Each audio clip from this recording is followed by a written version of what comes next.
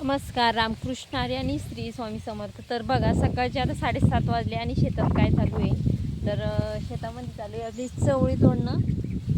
तर वातावरण एकदम असं चिगळं मस्तपैकी असं आभाळ आलं आहे आणि त्याचा अनुभूती म्हणजे वेगळी. शेतात काम करायला पण मस्तपैकी उल्हास येतो आणि ऊन नसलं ना तर भरपूरच काही. आणि आपली चवळी बघा किती छान अशी फुलली. मध्ये तिथनं तोडल्यामुळं तिच्या शेंगा निबर झाल्या होत्या आणि मग आपण तिच्याकडे थोडं दुर्लक्ष केलं होतं. तरी अशा निबर शेंगा मी आता तोडून घेऊन राहिली, कारण आपले झाडं फ्रेश होतील या कारणामुळं. आणि हवा इतकी मस्त गार हवा सुटली, थोडे थोडे तुटक शितोडे पण येत आहे. आणि इकडे भेंडी बिन बघा, भेंडीन तर खूप बेजारी काढली माझी, कारण त्याची निब्बर भेंडी तोडता माझे भरपूर दिवस गेले आणि सध्या त्याला भाव पण नाही आहे.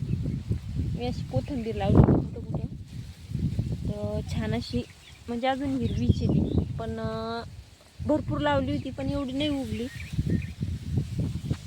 आणि आता 2-3 तास तोडून झालेत, आता वाजून राहिले 10. तर मग आता आपण जेवण करूया मस्तपैकी. तर या सगळ्यांनी जेवायला. जेवणात काय नाही आहे, रात्रीची चपाती आणि हिरवी मिरचीचा ठेसा, 1-2 आंब्याची कैरी पण आणली.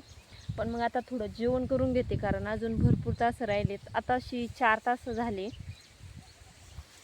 इकडची 4 तास झाले. 4 तासाली बकेट भर निघली, कारण त्याच्यात एवढी चवळी नाही आहे. पण मग वाळेल चवळी कुठं कुठं तर म्हटलं आपल्याला चवळी कामाला येईल त्याच्यामुळं. आणि झाडं पण चांगले राहतात. तर बघा याच्यात कशी चवळी तयार झाली, तर